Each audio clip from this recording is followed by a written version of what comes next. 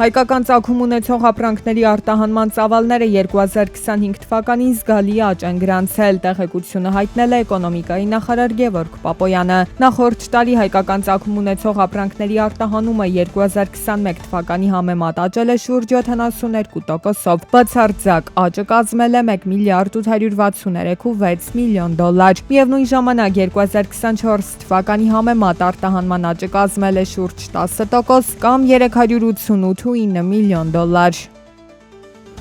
ԵԱՏՄ-ին անդամակցելու տարիներին Հայաստանի համախառն ներքին արդյունքը աճել է մոտ 2.5 անգամ։ Այս մասին հայտարարել է Հայաստանում Ռուսաստանի դեսպան Սերգեյ Կոպիրկինը։ Նա նաև նշել է, որ անցած տարվա առաջին 10 ամիսներին Հայաստանի արտահանման ծավալը կազմել է 6.4 միլիարդ դոլար, որի զգալի մասը 2.6 միլիարդ դոլարը ուղղվել է ԵԱՏՄ երկրներ։ Արտահանման հիմնական ուղղությունը եղել է Ռուսաստանը, որը կազմել է Հայաստանի ընդհանուր արտահանման շուրջ 37%-ը։ Հայաստանի և Ռուսաստանի միջև առևտրատնտեսական գործակցությունը գտնվում է բարձր մակարդակի վրա։ Այս մասին հայտարարել է Ռուսաստանի Դաշնության Դաշնային խորհրդի նախագահ Վալենտինա Մատվիենկոն, ամփոփելով Հայաստանի ազգային ժողովի նախագահ Ալեն Սիմոնյանի հետ հանդիպման արդյունքները։ Նա նշել է, որ վերջին տարիներին ռուսական բիզնեսի կողմից Հայաստանում իրականացվել է ավելի քան 4 միլիարդ դոլարի ներդրում, շուրջ 40 ներդրումային նախագծերի շրջանակում։ Դրանք ընդգրկում են տարբեր ոլորտներ և նպատակ ունեն խորացնել երկկողմ տնտեսական համագործակցությունը։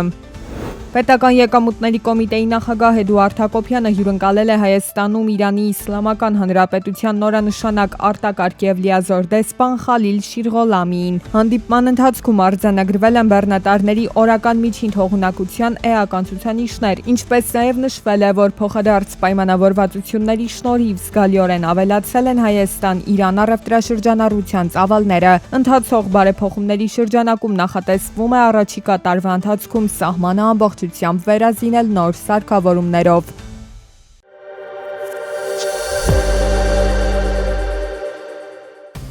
Սլովենիայի կառավարությունը պատրաստում է օրինագիծ, որով նախատեսվում է 15 տարեկանից փոքր երեխաների համար սահմանափակել սոցիալական ցանցերի հասանելիությունը։ Քննարկվող կարգավորումները վերաբերում են TikTok-ին, Snapchat-ին և Instagram-ին։ Սոցիալական ցանցերի նկատմամբ հնարավոր սահմանափակումների խստացումը դիտարկվում է նաև Մեծ Բրիտանիայում և Ֆրանսիայում։ Ռուսական ընկերությունները դուրս են մղվում Վենեսուելայից, նման կարծիք է հայտնել Ռուսաստանի արտաքին գործերի նախարար Սերգեյ Լավրովը։ Նրա գնահատմամբ մի շարք երկրներ նպատակաուղղված քայլեր են ձեռնարկում ռուսական ընկերությունների ներկայությունը սահմանափակելու համար Վենեսուելայում տնտեսական և էներգետիկ ոլորտներում։ Ռուսաստանի արտաքին գործերի նախարարը նշել է նաև, որ որոշ պետություններ փորձում են այլ երկրներին արգելել ռուսական նավթ գնել, ինչը ըստ նրա ուղղված է ռուսական ընկերությունների շուկաների սահմանափակմանը։ Միքելանջելոյի նախկինում անհայտ նկարը Քրիստիս աճուրդում վաճառվել է 27.2 միլիոն դոլարով, ինչը շուրջ 20 անգամ գերազանցում է դրա մեկնարկային գինը և սահմանում է նկարչի աշխատանքների աճուրդային նոր ռեկորդ։ Նախորդ ռեկորդը Միքելանջելոյի աշխատանքների համար սահմանվել էր 2022 թվականին 24.3 միլիոն դոլարի մակարդակում։ Աշխատանքը նույնականացվել է որպես Վատիկանի Սիքստինյան կապելլայի առաստաղի որմնանկարի գլխավոր կերպարներից մեկի՝ լիբիական Սիբիլայի աջ ոտքի էսքիզ։ Արաբիկա սուրճը էժանացել է, հասնելով 5 ամսվա նվազագույն մակարդակին։ Գնի նվազման հիմնական պատճառը Բրազիլիայում մեծ բերքատվությունն է։ Սուրճի նոր բերքը Բրազիլիայում, որը սկսելու են հավաքել 1-2 ամիս հետո, կարող է հասնել ռեկորդային 75.8 միլիոն պարկ։ Մեկ պարկը կշռում է 60 կիլոգրամ։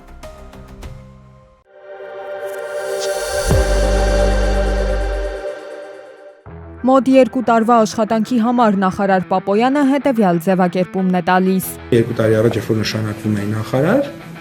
հիմնական խոսակցությունը նրա մասին էր, թե կլինի օրինակ նոր հարձակում, թե չի լինի։ Իսկ հիմա հիմնական խոսակցությունը նրա մասին է, որ